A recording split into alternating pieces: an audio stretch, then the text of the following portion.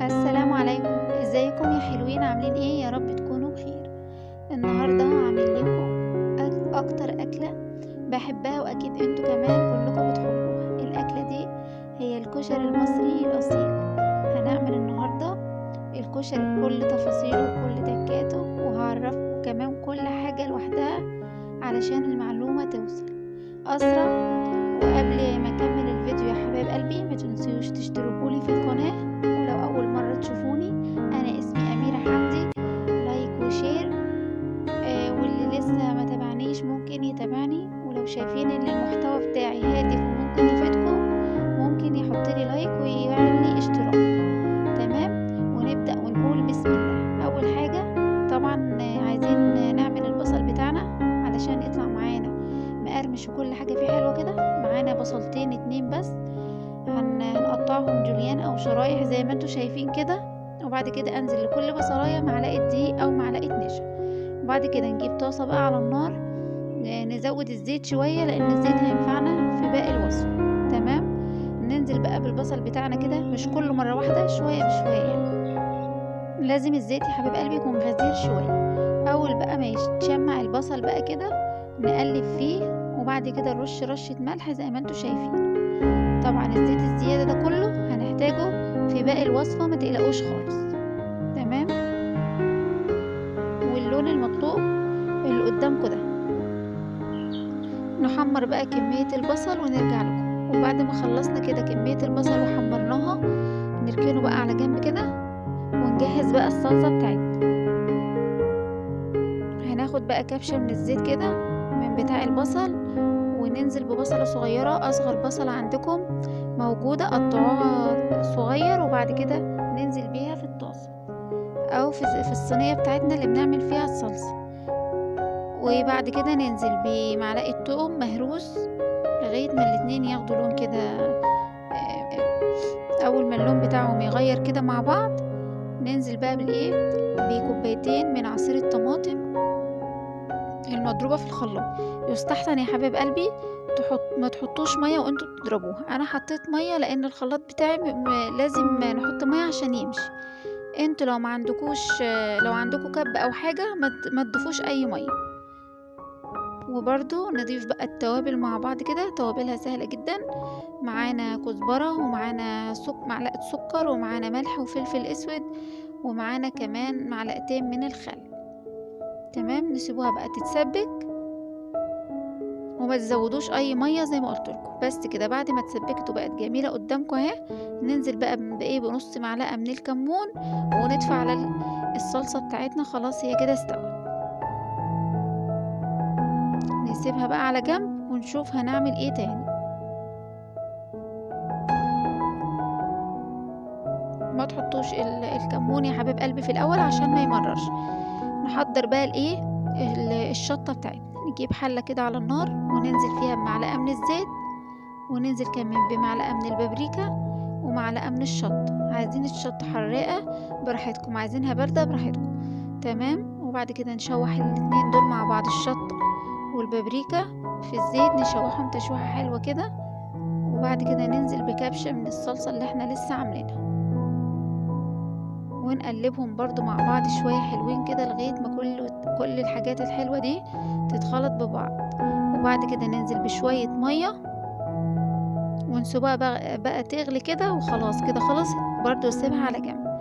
لازم يا حبيب قلبي في الكشري نجهز كل حاجة تخص الحاجة اللي احنا هنعملوها ونخلصوها، يعني زي انا ما بعمل كده، وتسيبوها على جنب علشان ما تجوش تكركبوا الدنيا معاكم. بس اول ما تغلي بقى وتاخد اللون الغلوة بتاعتنا يا حبيب قلبي كده، نسيبها بقى على جنب علشان نشوف هنعمل ايه تاني.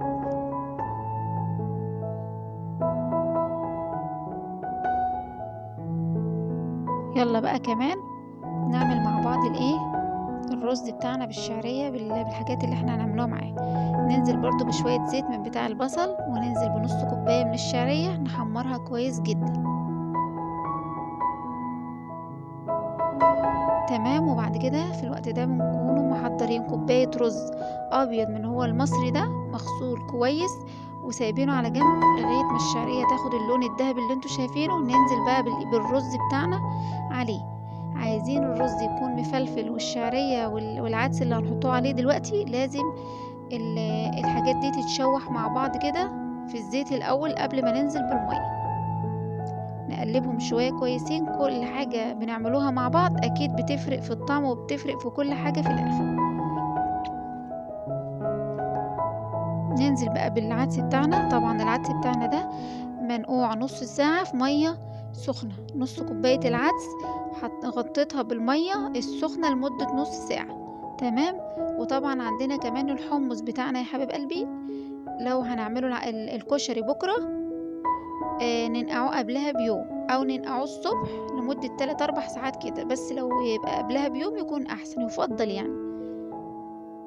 نغطي بقى الرز بتاعنا كده بالمية السخنة طبعا، وبعد كده نحط البهارات بتاعتنا. معانا ملح، ومعانا معلقة كمون وكزبرة وفلفل اسود، وبس كده. نغطي عليهم بقى ونسيبوهم يستووا. طبعا بنظبط الملح بتاعنا زي ما بنحبه. نديله بقى كده تقليبة مع بعض ونغطي عليه لغاية ما يستوي. نغطي عليه بقى يستوي. نعرف بقى ازاي طبعا الرز بتاعنا والشعرية بيستوي على طول. نعرف بقى ازاي العدس استوى وكل حاجة بقت تمام. نجيب بقى حباية من العدس كده اللي معانا في الحلة ونضغط عليها كده. حباية العدس زي ما انتوا شايفين اهي اتفركت بين ايديا، يبقى استوى. ولسه برضه هيكمل سوا. تمام. انتوا لو نقعتوه نص ساعة في مية سخنة مش هياخد معاكم اي وقت، الاتنين هيستووا مع بعض. تمام. بس كده ونركنه بقى على جنب على نار هادية جدا. وبعد كده نجيب معانا نعمله بقى الدقة الجميلة. طبعا المفروض الدقة والشطة يكونوا ورا بعض في الفيديو، بس الفيديو اتبدل، مش مهم يعني. اكيد انتوا هتعرفوا تعملوا كل حاجة احسن مني، وتسلم ايديكم وعيونكم مقدمة. نجيب بقى للدقة 1.5 كوباية من المية لغاية ما تغلي. وبعد كده ننزل بمعلقة توم، اللي حابب يزود توم براحته. وكمان ننزل بنص كوباية من الخل، وكمان ننزل ب3-4 ليمونات كده موجودين عندكم.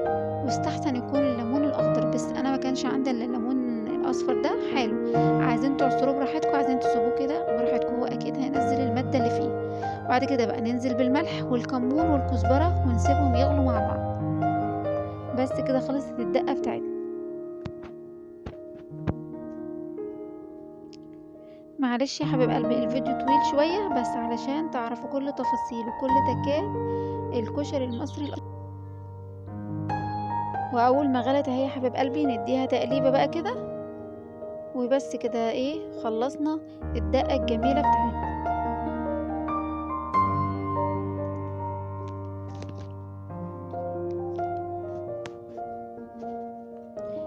باقي ايه بقى؟ باقي المكرونة بتاعتنا نسلقوها. معانا بقى مكرونة سباكيتي، ومعانا مكرونة صغيرة اصغر حجم في المكرونة، علشان لما تنفش شوية يبقى يدوب الحجم اللي احنا عايزينه.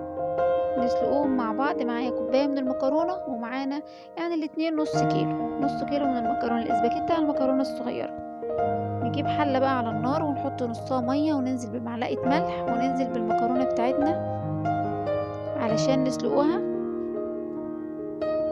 واول ما تتسلق بقى قدامكم، مش هتاخد وقت طبعا في السليق.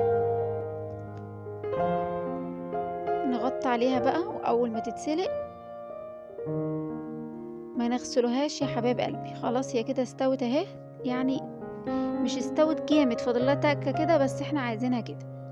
بس احنا نصفوها بقى بالمصفى، بس مش تتغسل. اللي حابب يغسلها يغسلها، انا ما غسلتهاش. نجيب بقى حله كده ننزل فيها بمعلقتين من الزيت، وننزل بقى بالمكرونه بتاعتنا ونشوحها من فوق لتحت بقى كده، علشان تتن مفلفله معانا وتتن جميله لغايه ما نخلصوا بقيه مكونات الكشري بتاعنا، علشان كل حاجه تبقى سخنه وكل حاجه تبقى قدامنا. انا عملت لكم الكشري المصري الاصيل بتاع زمان، مش بتاع الحله الواحده، لان ده بيطلع احلى طبعا. كل حاجه بتاعت زمان بتطلع احلى من دلوقتي 1000 مره. نجيب بقى الطبق بتاعنا اللي هنقدم عليه. طبعا الحمص بتاعنا اهو، قلت لكم نقعته قبلها بليله، وبعد كده سلقته، وبعد كده حطيت عليه معلقة من الزيت. نجيب بقى الطبق بتاعنا للتقديم، ننزل بقى بالرز بتاعنا الجميل اللي استوى ده، والعدس والرز على شعرية مع بعض. بعد كده نجيب المكرونة بتاعتنا ننزل بيها. الله، حاجة جميلة وحاجة تفرح جدا، واتمنى تجربوها وتقولوا لي رأيكم في الفيديو في الكومنتات يعني. وبعد كده ننزل بالصلصة بتاعتنا. ما شاء الله الصلصة بتاعتنا جميلة.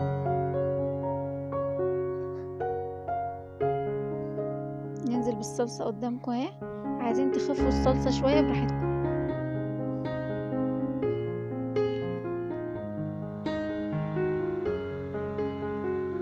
زي ما قلت لكم حاطين الدقة قدامكم اهي، وحاطين الشطة، وحاطين الصلصة بتاعتنا علشان كل حاجة تبقى جنبنا كده واحنا بناكل. وبعد كده الحمص بتاعنا نحطه اهو.